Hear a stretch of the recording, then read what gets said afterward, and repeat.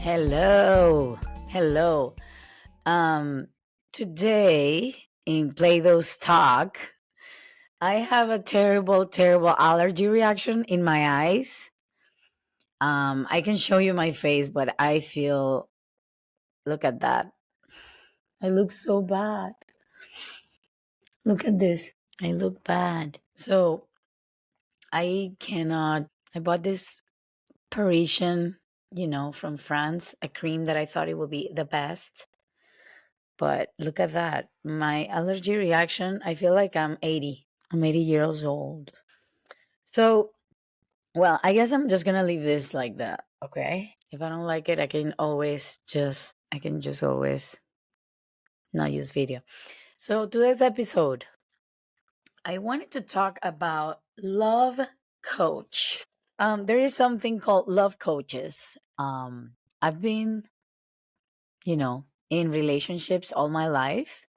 And I noticed that I have a pattern of I have an anxious attachment and I'm healing from it. I can sense that is out of the door slowly. But as I'm going through the process of building a secure attachment, which means to secure attachment means to be able to express your feelings without feeling that you are a lot or that you are too much, and being able to build relationships, healthy relationships, where you can say what you think, where you don't avoid having hard conversations, where you actually learn how to kick people out of your life if they don't work. But I had this conversation today with she's a coach, and she offers this program of 5 weeks, or sorry, 3 months. She offers a 3-month program, and the program is about how to go from whatever attachment you have to the secure attachment, right? And as we are in self growth and learning about things, it's annoying, and I need to say it, that these programs make you feel like, oh, you have been struggling for a long time. So you need a program to help you get out of the stuck hole. And they say that therapy is not enough because awareness is not enough, which I agree, because sometimes we do therapy and therapy is not enough. Just being aware of what happens doesn't actually make you feel different to act and do something different. And I feel that's when accountability partners are great, because they help you get out of your rut and actually show up for yourself, right? Like me showing up with this eyes. This is so bad. This is a big moment for me. Um but I look great. It's okay.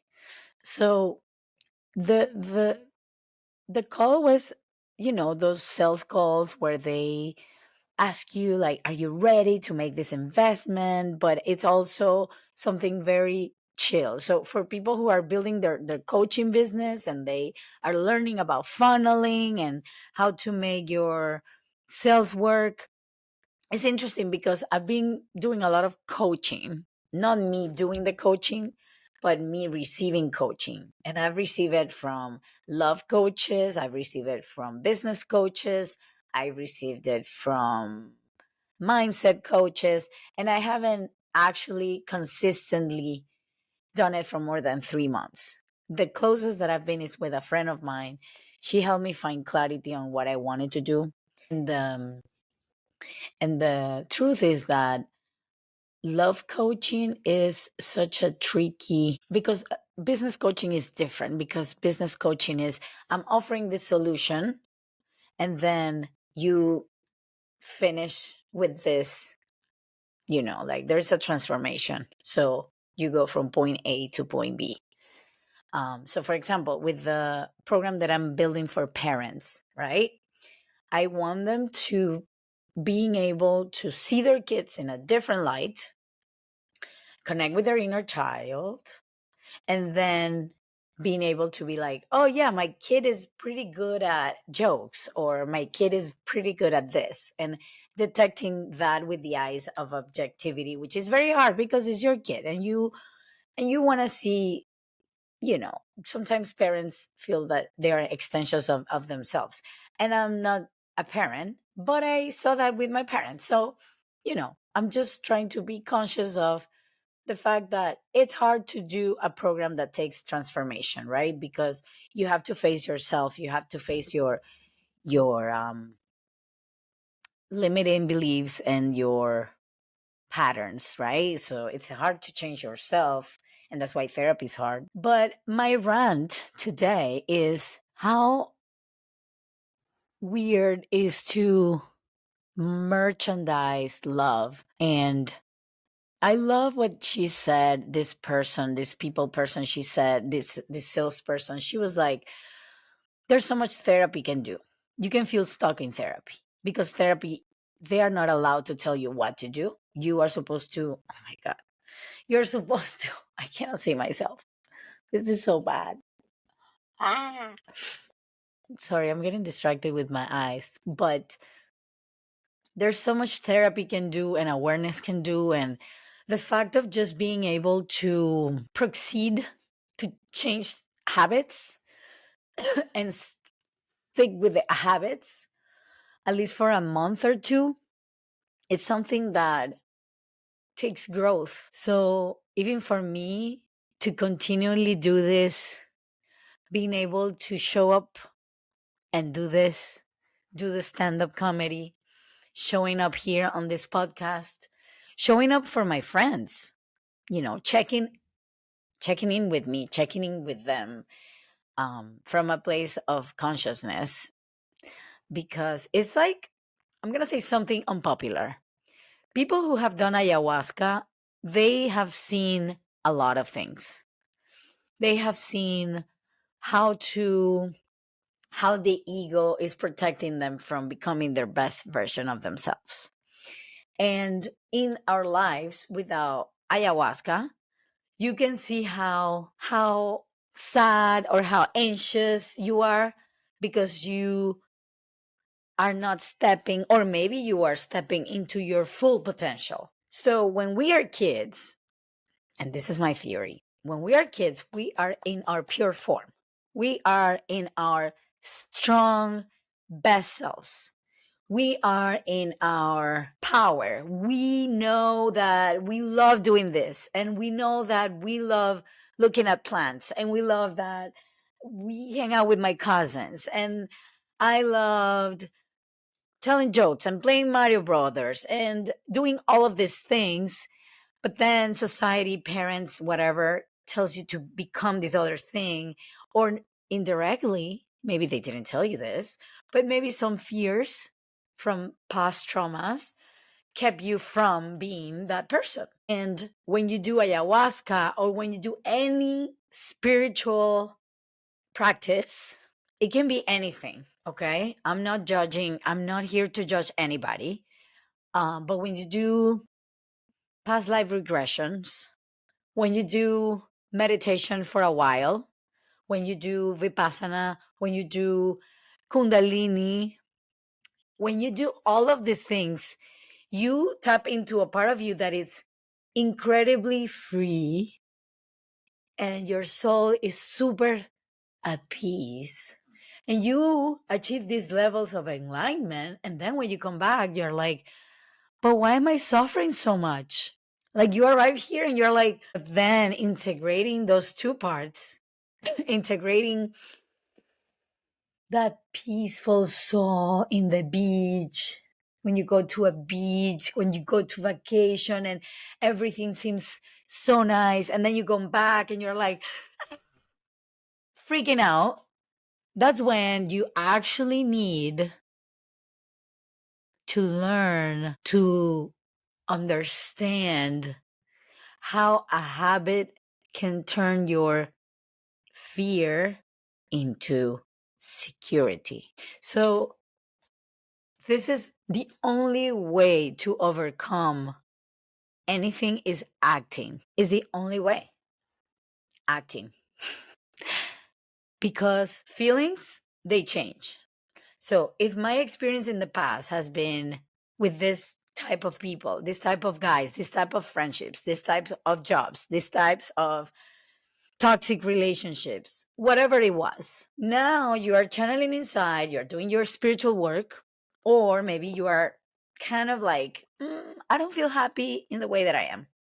You start to learn about you. And then you feel the enlightenment of being an hour away in meditation. And then you come back to this earth and you're like, "Oh, nothing affects me, nothing affects me." But there is a reality that you need to change. And that reality changes upon action. So obviously, I shouldn't depend on my outer world, right, to feel that peace. But I mean, there are contexts that help you thrive, right? If I like to talk, I shouldn't stay at home. I shouldn't work from home because working from home is not helpful for me to thrive and to become and to be, because I love jokes, I love people, I love, this is why how I thrive. Obviously, I need to learn how to be cool with being alone too, right? That's my learning experience, is to be able to feel at peace with not having fun all the time, right? And being at peace looking at myself with these things, which is so scary for somebody who's pretty and beautiful, right? To see yourself with this is kind of weird. But I just accept it and receive it and look at myself with compassion. So, yes, accepting that we have a rut and we are stuck in a rut. Yes, I accept that I need to work on myself and I need to take steps. And uncomfortable feelings are there. That's normal. That's okay. But acting upon it, I feel that's the main game. Yeah. It's being able to take action on the thing that makes you the most uncomfortable. Is how can we actually step into the unknown? It's so hard. I'm sorry, guys. Stepping into the unknown and um, reassuring that these feelings are just not good. Like, I want to change this and I want to have this type of relationships. Then I need to take steps for it, right? Um, and I'm still on the fence because I don't want to get stuck in the same patterns of doing therapy, feeling good about myself, but then not acting upon what I came here to do. Therapy is a tool, but it's not the solution to the reason we feel the way that we feel is because we need to take action on something. Like our soul is talking. It's like, dude, you hate this job, you hate this relationship, you need to step out of it. And your ego is trying to keep you protected by being at home or being with this person, but your soul is bigger than what you are doing right now. And that's something that I felt too when I do a lot of excuse me, a lot of my work is to be able to spiritual work is to see the potential, is to see this amazing being, powerful, wise being, higher self, soul, potential, however you want to call it, to embody that in this moment, in this body, in this flesh, in this, you know. And yes, I'm getting deep because I'm deep, but achieving our greatest potential takes bolts to execute and to show up. Showing up means learning when is our best time to show up too, right? If I know that I'm funnier at night, then I should lean into that, right? I should lean into, I'm actually funnier at night. I'm going to do open mics at night. Well, I mean, all open mics are at night, but if you are also funny during the day, maybe you should talk to that cousin that is funny and you just laugh and you just make it work. So, yeah, I think that there's so much to learn about ourselves and about love and about The fact that actions speak louder than words. And this is for anybody, even for me, for myself. I can say, Anna, you look so cute, you look so cute, you look so cute. But the action of showing up and being able to be true to myself, like, I don't really like my hair the way it is. I should change it. That's taking action. And this is a small example, but it's just taking action. I feel like taking action is so important to be able to show love for me, for you, for so I feel like if I take action on me, I will be able to see the love from others from that place of connection and being able to be who you should be, right? I think this is the moment when I say goodbye to you. I hope that you enjoy it as much as I did. Even though I don't look good, I show up for me and for you. It's okay to not be perfect all the time. Peace.